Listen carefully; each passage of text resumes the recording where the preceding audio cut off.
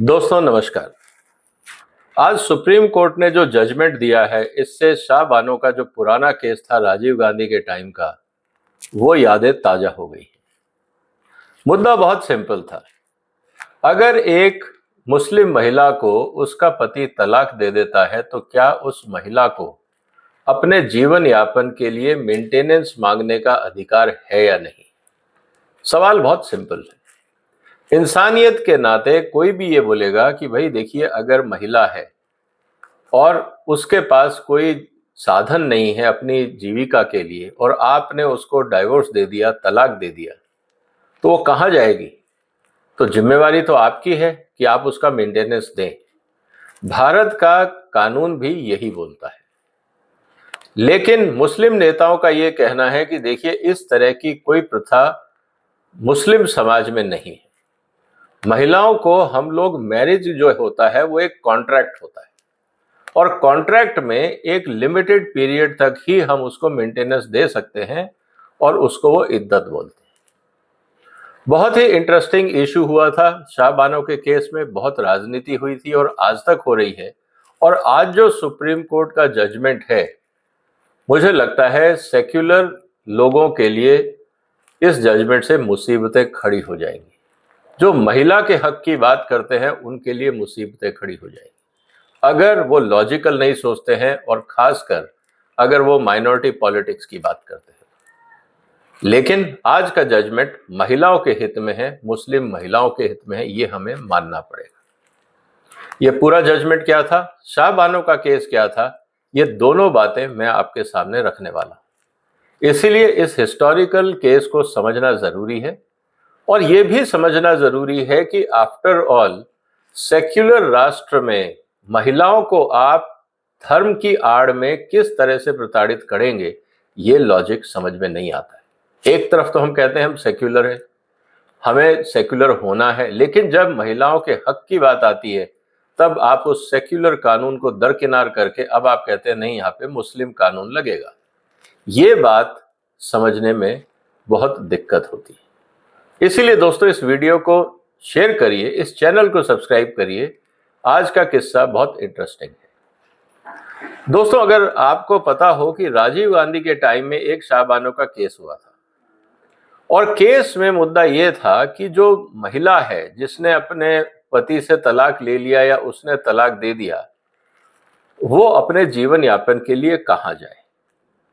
High court ने favour में दिया जजमेंट, क्योंकि भारत में दो कानून बन गए इस समय। कॉमन सिविल लॉ कोड लाना क्यों जरूरी है, ये केस भी आपको हाईलाइट करके बताएगा।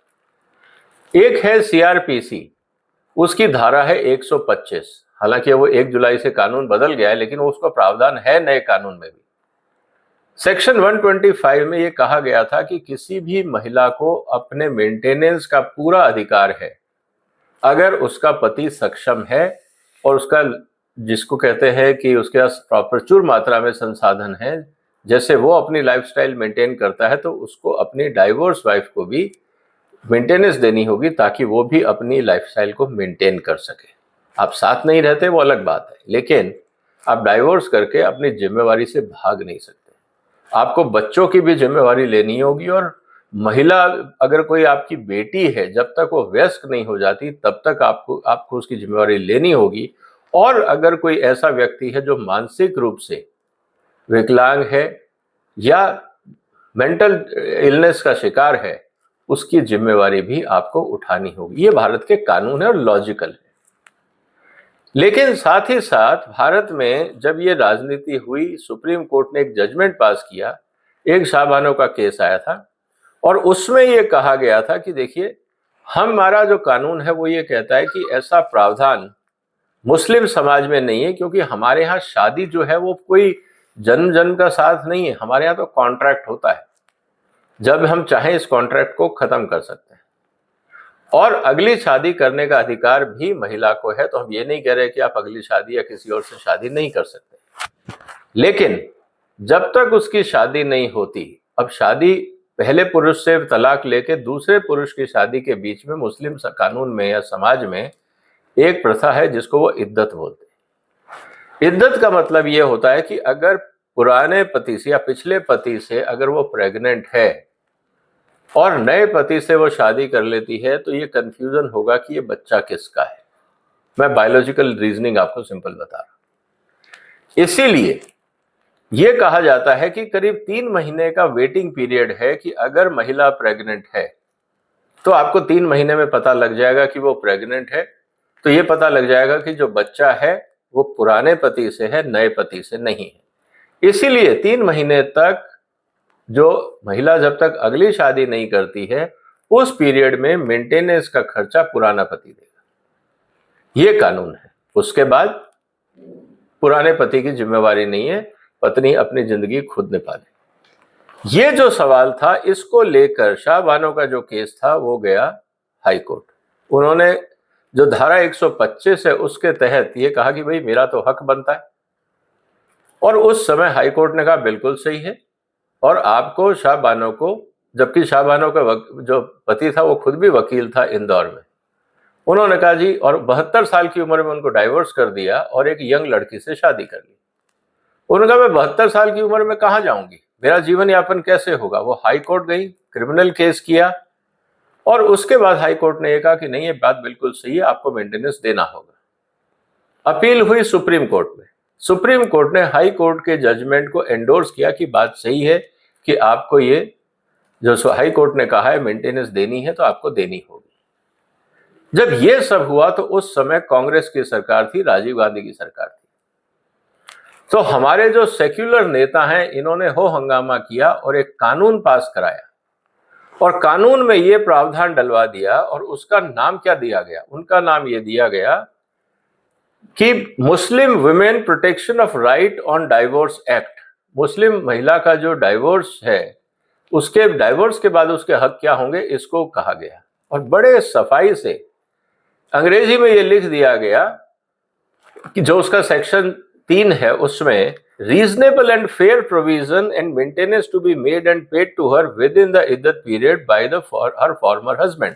तो कुल मिला के बात आ गई तो 3 महीने तक ही मिलेगा, और बाकी जो आप अपने साथ डावरी वावरी लाए वो आपको सब वापस मिल जाएगा। सवाल ये है दोस्तों कि एक महिला जिसने 1940 के आसपास शादी करी, आप उसको 72 साल की उम्र में डाइवोर्स दे रहे हो।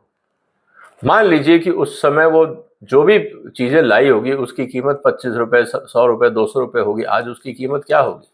आधी चीजें तो काम की नहीं रही होंगी। अगर सोना भी होगा तो कितना होगा? इस बात को अगर आप समझेंगे तो मेंटेनेंस मुश्किल था। So called secular and anti women and pro Muslim right groups ने राजीव गांधी पे दबाव डाला कि देखिए चुनाव का माहौल है, मुस्लिम्स आपके साथ है, तो ये कानून जो शाह बानो का केस है, इससे मुस्लिम खासकर पुरुषों में बहुत ज्यादा नाराजगी है, आपका वोट बैंक चला जाएगा, इसलिए इसको कुछ करना होगा। सुप्रीम कोर्ट के कानून को पलटने के लिए शाह बानो का जो केस था, जो मुस्लिम महिलाओं के फेवर में था, उसको पलटने के लिए राजीव गांधी ने संसद में एक कानून पास कराया, और ये कहा गया कि नहीं, जो मुस्लिम कानून में लिखा है वही होगा, भारत का सेक्युलर कानून नहीं चलेगा, मतलब सेक्शन 125 ऑफ सीआरपीसी। जब ये मुद्दा हुआ तो राजनीति होनी थी। आज वही मुद्दा वापस आ गया है। सुप्रीम कोर्ट ने ये जजमेंट दे दिया है। जो एक और केस जो सुप्रीम कोर्ट के सामने आया, उसमें उन्होंने साफ ये कह दिया कि कोई भी महिला अपने जीवन यापन के लिए सेक्शन 125 के तहत अपने पति को मेंटेनेंस के लिए क्लेम कर सकती है।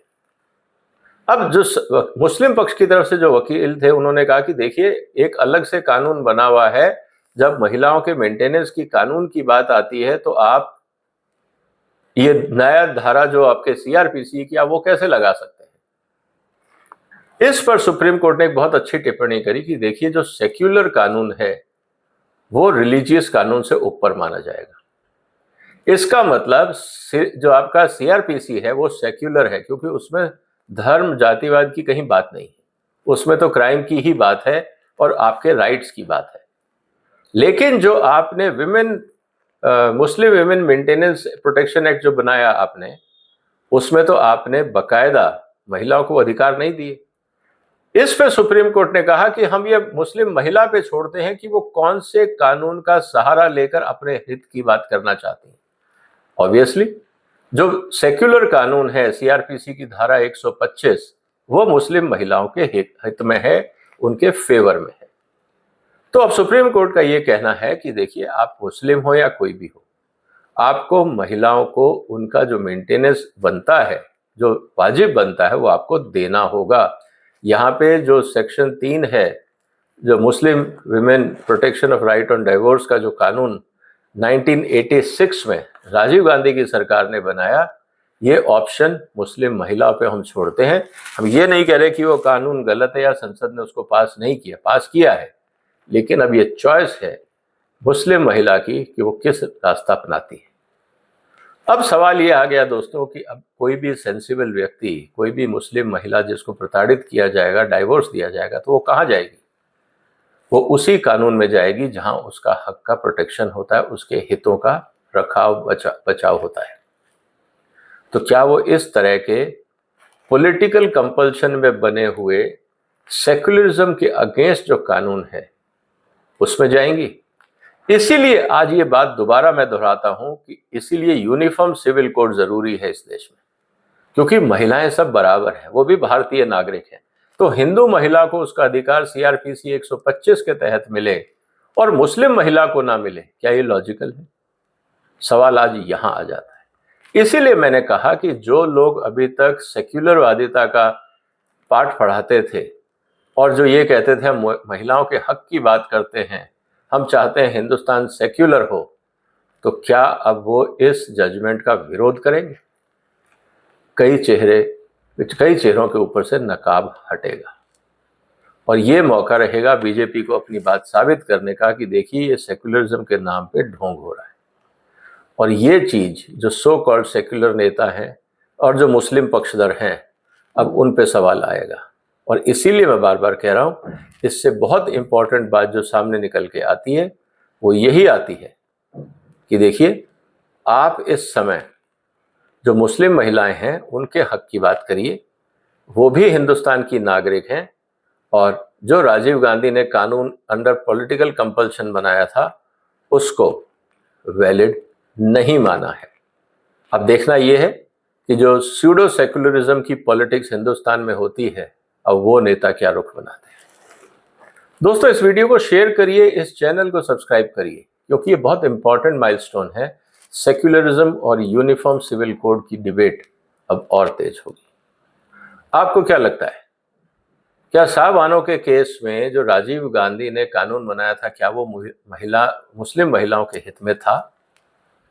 क्या ऐसी पॉलिटिकल कंपल्शन होनी चाहिए कि आप समाज का 50% जो आपके नागरिक हैं आप उनकी अनदेखी कर दो? क्या इसको हम राजनीति कहेंगे? क्या इसको सेक्युलर राजनीति कहा जाएगा? और जो लोग इस सुप्रीम कोर्ट के जजमेंट का विरोध करेंगे, आप उनकी मानसिकता के बारे में क्या कहते हैं? जो भी आपके विचार हों कमेंट बॉक्स में लिखिए, इस वीडियो को शेयर करिए, इस चैनल को सब्सक्राइब कर लीजिए अगर अभी तक नहीं किया है, क्योंकि आने वाले दिनों में इसके आसपास बहुत घटनाएं होंगी। फिर मुलाकात होगी एक और महत्वपूर्ण मुद्दे के साथ। तब तक अपना ध्यान रखिएगा। फिलहाल वंदे मातरम।